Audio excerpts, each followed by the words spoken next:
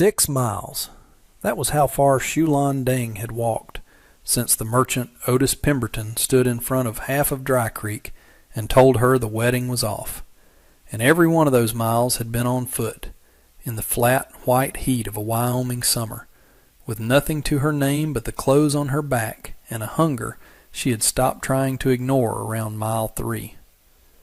She saw the ranch house before she saw the man sitting on its porch, a long, low building with smoke curling thin from the chimney despite the heat, and by the time she had crossed the last stretch of dry grass to the yard, her legs had gone unsteady enough that she had to stop at the bottom of the porch steps and simply breathe a moment before she trusted her voice.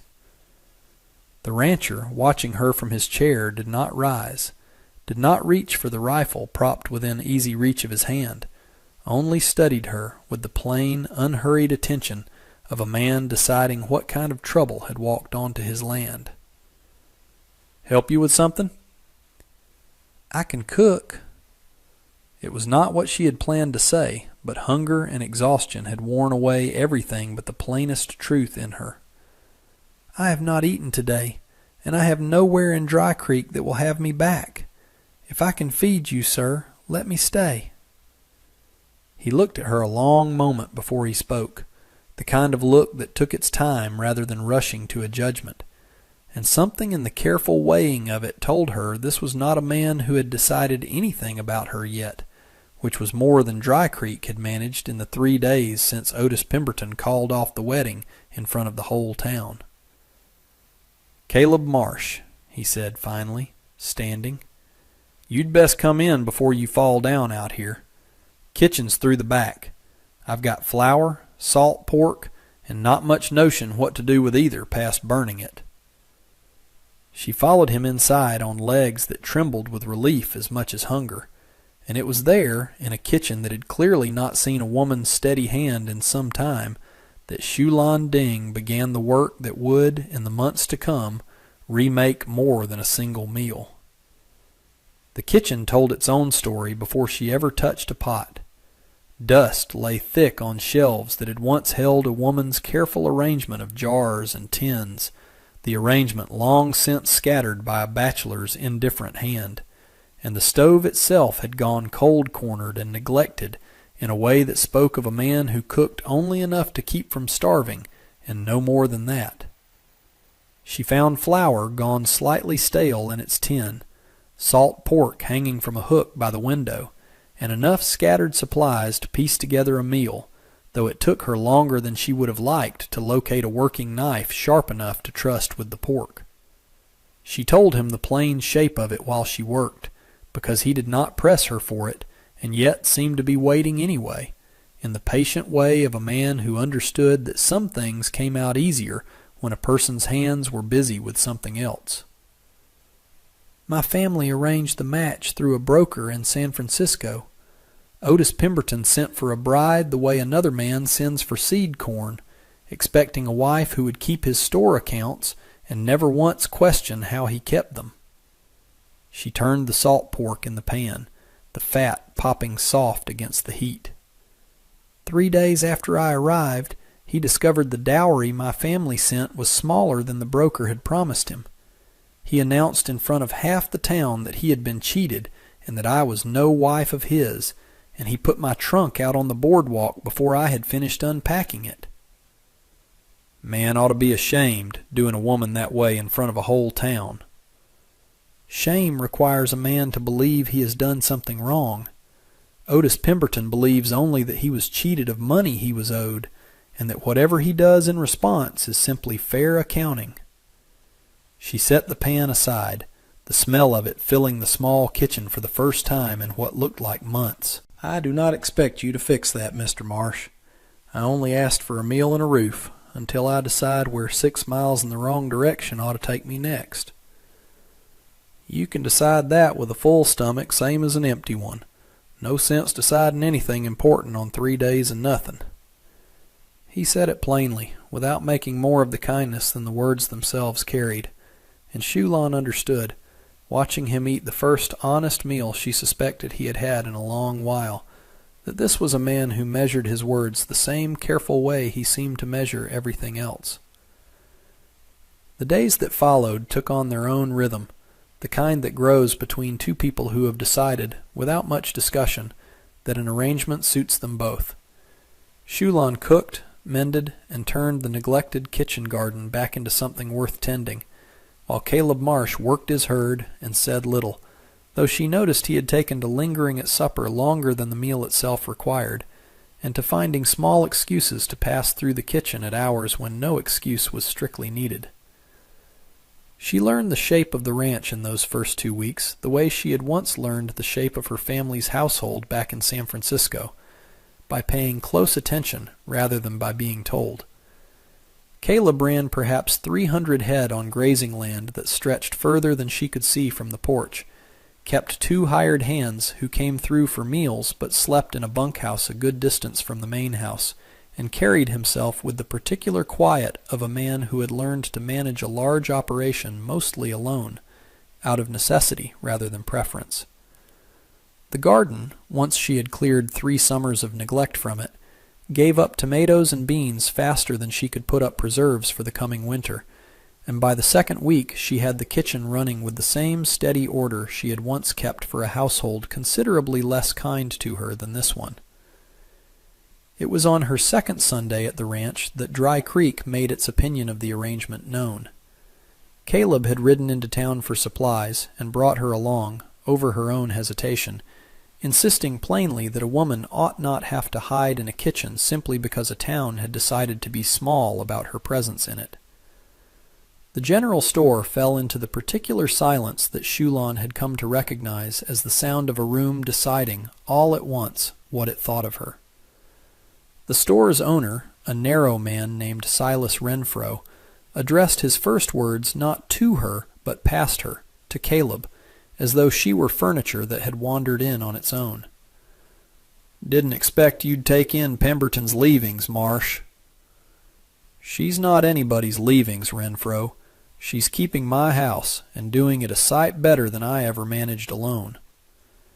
Caleb's voice stayed level, but something in it had gone flat and hard. "You've got business with her. Address it to her face. Otherwise, keep your opinions about my household to yourself." Renfro's mouth thinned, but before he could answer, the store's door opened behind them, and Otis Pemberton himself stepped through it, stopping short at the sight of Shulon standing calm beside Caleb Marsh, dressed plain but steady, in a store he had clearly not expected to find her in. "Well, now," Pemberton's voice carried the particular pleasantness of a man who believed himself owed an apology and intended to collect one. "Didn't take you for a fool, Marsh, taking in a woman who cost me a small fortune in broker's fees before I discovered what her family actually sent." "I didn't take her in over any fortune, Pemberton. I took her in because she was starving on my porch step, and you'd thrown her out onto a public street like she was spoiled goods instead of a person." Caleb's stance had not changed, but something in the set of his shoulders had. A stillness that Shulon recognized, even in the short time she had known him, as the particular calm of a man who had already decided how far he was willing to let a conversation go before he stopped being calm about it. "You want your money back, take it up with the broker who arranged the match. You don't get to take it up with her, not while she's under my roof." "Your roof." Pemberton's eyes moved to Shulon with an expression that made something cold settle low in her stomach. "That an arrangement with terms, Marsh, or are you simply feeding a stray out of the goodness of your heart?" "It's an arrangement that's none of your business, same as it was none of the whole town's business the day you put her trunk out on the boardwalk for every soul in Dry Creek to gawk at." Caleb took a half step forward, close enough that Pemberton's pleasant expression flickered for the first time. "I'd suggest you finish your errand and get gone before I decide your business with me runs deeper than a simple exchange of words." Pemberton did not press it further, though the look he gave Shulon on his way out carried a promise she did not much care for the shape of, and she found herself standing very still in the middle of the general store, aware for the first time of how thoroughly Caleb Marsh had just planted himself between her and a town that had already decided, before she ever spoke a word to any of them, exactly what she was worth. They rode back to the ranch in a silence that was not uncomfortable so much as full, the kind of quiet that comes after two people have witnessed something true about each other that neither had quite expected. The dust rose soft behind the wagon wheels, and the late afternoon heat had begun to soften toward evening by the time the ranch house came back into view, its low roof line a welcome sight after the tension of the general store. "You didn't have to stand up to him like that," she said finally, as the ranch house came into view. "It will cost you standing in that town, defending a woman Otis Pemberton has already decided is worth defending against." "Let it cost me. A man who won't stand up for what's right in his own kitchen on account of what the general store thinks isn't much of a man at all." He glanced over at her. "Besides, Renfro's opinion of my household arrangements has never once put supper on my table or kept my accounts straight, and yours has done both inside of 2 weeks. "That is a practical reason to defend a housekeeper, Mr. Marsh. It is not, I think, the whole of your reason." He did not answer that directly, though something in his jaw tightened in a way she was beginning to recognize as the shape of a man working through a thought he was not yet ready to say aloud, and the silence that followed carried its own kind of honest answer, even without words attached to it. The following week brought its own small trial, one that had nothing to do with Otis Pemberton at all. A summer storm rolled in fast off the western ridge one afternoon, the kind that Wyoming produced with little warning and considerable violence, and Caleb was out working the far pasture when the wind picked up hard enough to send loose shingles clattering off the barn roof. Shulon had been hanging linens in the yard when the first heavy gust hit, and she looked up to see the barn door, left unlatched by one of the hands, swinging wide and slamming against a frame with a force that threatened to tear it from its hinges entirely. She ran for it without stopping to think whether it was her place to, catching the door on its next swing and throwing her whole weight against it long enough to drop the latch bar into place, the wood biting hard enough into her palms that she would carry the mark of it for days afterward, a small price against the alternative of losing tack and tools to a storm she could have stopped simply by moving fast enough to meet it. By the time Caleb rode in hard through the rain that had finally broken loose from the clouds, she had already moved the loose tools from the yard into the tool shed, and was working her way back toward the house, soaked through but steady on her feet. "You didn't have to do that alone." He swung down, checking her hands where the latch bar had bitten into them, his thumb tracing the raw mark across her palm with a gentleness that surprised her more than the storm itself had. "Could have waited on me." "The barn would have lost that door by the time you rode in, and likely half the tack stored behind it besides. I did not see the sense in waiting on damage I could prevent simply by moving faster than the wind." She flexed her stinging palms. "I have spent enough of my life waiting on someone else to fix what was breaking in front of me. I would rather act and explain myself after than stand still and watch something I could have stopped." He looked at her a long moment, rain still dripping from his hat brim, something working behind his eyes that she could not entirely read, and then he said, quiet enough that the storm nearly swallowed it, "I'm starting to think there isn't much this ranch could throw at you that you wouldn't find some steady way through." It was 2 weeks later, on an evening when the heat had finally broken into something gentler, and the two of them sat on the porch after supper the way they had taken to doing most nights, that Caleb told her the thing he had been carrying since her arrival, unprompted, in the plain, unhurried way he seemed to tell everything that mattered to him. "My wife died 3 years back. Fever, same as took half the valley that summer. I built this porch the year before, thinking we'd sit out here together most evenings once the ranch was settled enough to allow for sitting." He looked out at the darkening grass rather than at her. "Never did get much use out of it until you came walking up out of the heat, asking to cook for your supper. Feels strange, sitting here again with someone, after 3 years of sitting here alone. What was her name, if you do not mind my asking? Ruth.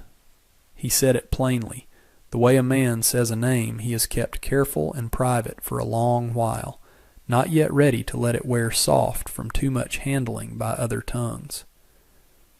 She had a way of running this kitchen you'd have found familiar, I think. Same particular way of setting things right without making a fuss over having done it. I am sorry for your loss. She said it plainly, without the softness that might have made it sound like pity, because she understood, from her own grief over a life left behind in San Francisco, that plain honesty was the only kind of sympathy worth offering. Grief does not leave simply because a porch gets used again. No, but it eases some, having reason to use it. He turned to look at her fully then. I want you to know the offer of shelter was never a trade I expected repayment for, beyond the cooking itself. Whatever else has grown up alongside it these past weeks, that came free and unasked, same as your knock on my porch step did. She understood what he was saying, and what he was carefully not saying outright, and found she did not want to make him say it plainer than he already had. Not yet. Not while the wound of Otis Pemberton's public humiliation was still fresh enough to make trust feel like a thing she had to earn back slowly rather than accept freely. I would like to stay a while longer, she said instead, and see what grows, unasked, in its own good time. It was not long after that the trouble found them properly, the kind Shulan had feared since the moment Otis Pemberton's eyes had settled on her in the general store with that promise she had not cared for the shape of. Pemberton rode out to the ranch on a Thursday with 2 men Shulan did not recognize, hard-faced strangers who sat their horses like men more accustomed to collecting debts than working cattle, and the moment she saw them from the kitchen window, something cold and familiar settled into her stomach. She had just finished setting bread to rise when the sound of hooves crossing the yard drew her to the window, and one look at the 3 riders told her plainly enough that this was not a social call. She wiped her hands on her apron and moved toward the front room, catching Caleb's eye through the doorway as he rose from where he had been mending harness leather, and the look that passed between them needed no words at all to convey that both of them understood exactly what kind of trouble had just ridden onto the property. Marsh. Pemberton did not dismount, which she understood, watching Caleb come out onto the porch with his rifle left deliberately inside the door as a small calculated insult in itself. Come to collect what's owed me. Turns out the dowry her family sent wasn't just short. Half of it was counterfeit script, which makes the whole arrangement fraud under territorial law. And fraud means I've got a legal claim on anything of value that came west with her, which by my count includes the woman herself, until the debt's settled proper. That's not how territorial law works, Pemberton, and you know it. Caleb's voice had gone very still. The particular flatness Shulan had learned meant he was holding something dangerous on a short lead. A woman's not property to be seized against a debt, whatever fool notion you've talked yourself into. Ask the marshal in Cheyenne next time you're through that way. Marriage contracts get treated a good deal like property contracts out here when there's fraud involved on one side of the bargain. I've got a lawyer's letter says so, and I mean to collect what's mine, one way or another. Pemberton's pleasant tone had thinned to something considerably uglier. You can hand her over quiet, Marsh, or my men here can help me collect her the hard way. Either way, I'm not riding off this ranch without what I came for. The 2 hired men had spread out slightly on their horses, one drifting toward the barn side of the yard, the other keeping his position near the porch steps, the practiced movement of men who had done this kind of collecting before and knew how to box a person in without seeming to hurry about it. Shulan felt the shape of the trap settling around her even before either man moved further, and something in her chest went cold and clear, the same clarity she remembered from the morning Otis Pemberton had put her trunk out on the boardwalk in front of the whole town. Shulon stepped out onto the porch before Caleb could answer, her hands steady, though her heart was slamming hard enough that she could feel it in her throat. "You have no lawyer's letter, Mr. Pemberton. You have a bluff and a pair of hired men, and a belief that a woman standing alone has no recourse against 3 men on horseback." She kept her voice level, the same steadiness she had used the day she first stepped up to Caleb Marsh's porch, with nothing left but honesty. "But I am not standing alone, and territorial law does not permit a man to seize a person as payment for a debt, fraudulent or otherwise, whatever your lawyer may have written to make you feel otherwise justified." "Pretty speech for a woman about to get dragged off a porch." One of the hired men had already swung down from his horse, moving toward the steps with the easy confidence of a man who did not expect resistance to matter much. What happened next happened fast enough that Shulon understood it only in pieces afterward. Caleb moved off the porch in a single motion, putting himself squarely between the advancing man and the steps, and when the man reached for his arm to shove him aside, Caleb caught the wrist instead, twisting it hard enough that the man went down onto one knee with a sharp cry, more surprised than injured, but thoroughly stopped regardless. "You'll want to reconsider whatever Pemberton's paying you for this," Caleb said, not raising his voice, "because I've got neighbors within earshot of a rifle shot, and every one of them would come running a good deal faster for me than for 3 strangers dragging a woman off a porch in broad daylight." The second hired man had not moved from his horse, weighing, Shulon could see, whether the money Pemberton was paying was worth the trouble now visibly unfolding in front of him. And Pemberton himself had gone very quiet, his earlier confidence thinning fast now that his bluff had met something that refused to bend to it. "This isn't finished, Marsh." Pemberton's voice had lost its pleasant edge entirely. "I'll have the marshal out here inside the week with a proper writ, and we'll see how your neighbors feel about harboring a fraud once there's real paper behind the claim instead of just my word. You do that, and when the marshal asks to see this counterfeit script you're so certain exists, you'd best have more than your own say-so to show him, because I've a notion a real fraud investigation is going to turn up considerably more about your own bookkeeping than it ever turns up about hers."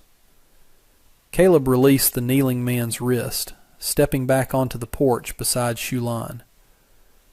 "Get off my land, Pemberton, before I decide the neighbors ought to hear about this visit sooner rather than later." Pemberton gathered his men and rode off without another word, though the look he threw over his shoulder promised the matter was far from settled, and Shulon found her hands shaking now that the danger had passed, the same delayed trembling she remembered from the day her trunk had landed on the Dry Creek boardwalk. "He is not bluffing about the marshal," she said quietly, once the dust from their departure had settled and her hands had finally stopped their trembling. "Whatever else is a lie, that part he will follow through on, out of spite if nothing else." "Let him bring the marshal. A real investigation into that counterfeit script is going to land considerably harder on Pemberton's own ledgers than on anything of yours, and I expect he knows it, which is exactly why he came out here with hired men instead of a lawyer in the first place." Caleb looked at her, something steady and certain in his face that had not been there before the confrontation. "You did not stand there quiet and let 3 men decide your fate for you.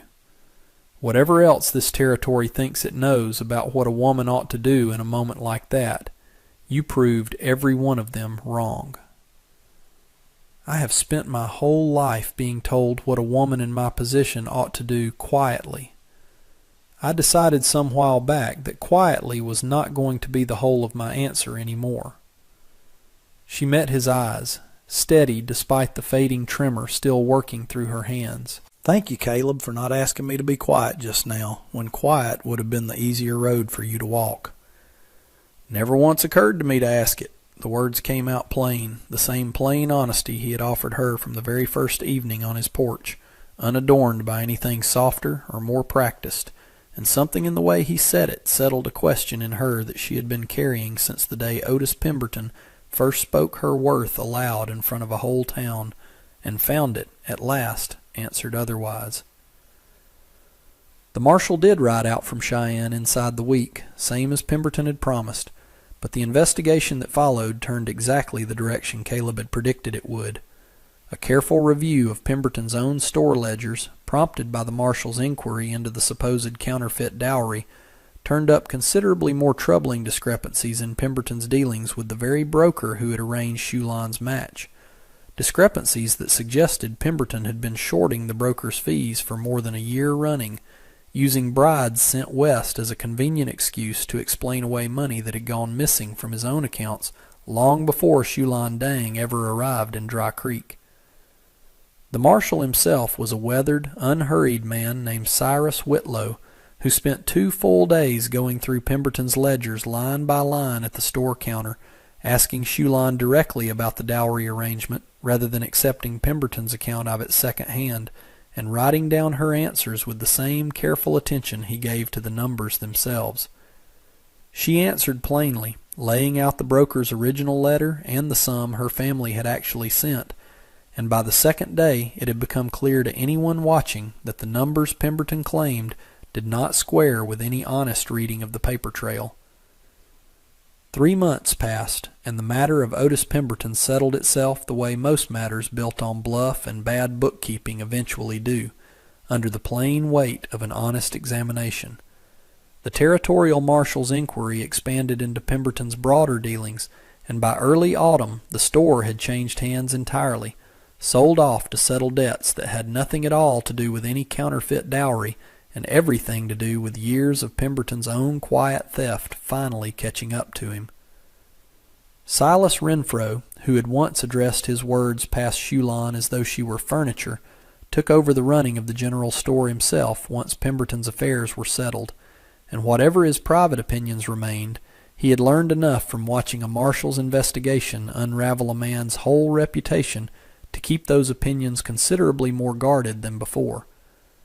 The 2 hired men Pemberton had brought out to the ranch that Thursday, it turned out, had never been paid the full sum they were promised for the trouble, and both had given testimony to the marshal readily enough once it became clear Pemberton's money was not the sure thing they had believed it to be.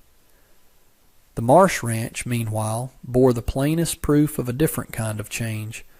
The kitchen garden Shulan had coaxed back to life that first fortnight had filled the root cellar twice over by harvest time, and the porch that Caleb had built 3 years before for evenings he never got to use now saw regular company most nights, the 2 of them sitting out past sundown the way he had once described wanting to before grief had taken that plan away from him for 3 long years. Shulan found him there on an evening in late September, the same porch where she had first stopped to catch her breath after 6 miles of walking with nothing left to her name but hunger and honesty. "Renfro nodded to me in the store today," she said, sitting down beside him. "First time since Pemberton put my trunk out on that boardwalk." Town's got a short memory for gossip once the gossip turns out to be wrong. Pemberton's the one they're all whispering about now, not you. Caleb turned to face her. Funny thing, watching a whole town rearrange its opinion of a person once the facts finally catch up to the talk. 3 months back, half of Dry Creek wouldn't meet your eye. Now half of 'em can't stop asking after your garden. Opinions built on nothing sturdier than a man's say-so were never going to hold once something true stood up against them. She settled into the chair beside his, the boards creaking familiar beneath her now, after months of evenings spent in exactly this spot. "I never did finish saying what I meant to say that first evening you told me about your family's arrangement, about what grew up unasked, in its own good time. You said you wanted me to know the shelter came free, whatever grew alongside it." She recalled the words plainly, the same way she recalled every plain thing this man had ever told her, unadorned, and therefore easier to trust than anything dressed up prettier would have been. "I did, and plenty's grown since then, unasked, same as I promised, but I find I'm not content any more to leave it unasked forever." He took her hand, the same careful way he had caught the hired man's wrist that Thursday afternoon, gentle now instead of forceful. "I'm asking you plain, Shulan. Stay not as my housekeeper, and not as a woman who once knocked on my porch step, half-starved and looking for shelter. Stay as my wife, if you'll have a rancher who's spent 3 years sitting on a porch built for company he thought he'd never get to keep again." She looked out at the ranch, spread gold and quiet in the last of the evening light, at the garden that had fed them both through a hard summer, at the man beside her who had stood between her and 3 armed strangers without a single moment's hesitation, and she found the answer settling in her the same plain, unhurried way every true thing about this ranch had settled since the day she first walked up out of the heat. She thought of the 6 miles she had walked that first day, footsore and starving, certain she had nothing left in the world worth keeping, and how strange it was that those same 6 miles had delivered her to exactly the place she had not known she was looking for. She thought of Otis Pemberton's pleasant, ugly voice in the general store, and of the storm that had nearly torn the barn door from its hinges, and of every small trial the summer had handed her, each one met and answered rather than simply endured. "Yes," she said, the word coming out steadier than she expected, given how much of herself she was placing behind it. "I will stay, and I will feed you and mend for you, and sit this porch with you most evenings for as long as you'll have me, not because I have nowhere else to go, but because I have finally found somewhere I choose to stay." He did not kiss her there on the porch, not with the evening chores still finishing within sight of the yard, but he held her hand steady in the fading light, over a ranch that had been quietly, thoroughly remade by a woman who had walked 6 miles on nothing but hunger and honesty, over a garden grown thick with the season's harvest, and a kitchen that no longer sat cold and neglected, and found, at the end of that long walk, a door that never once asked her to be anything less than exactly who she was. And that brings us to the end of this one. If you stayed with me all the way through, thank you. Stories like this only get told because folks like you sit down and listen. If you liked what you heard, go ahead and hit that like button. And if you want more stories from the old frontier, subscribe so you don't miss the next one. Until then, take care of yourself, and thanks again for being here.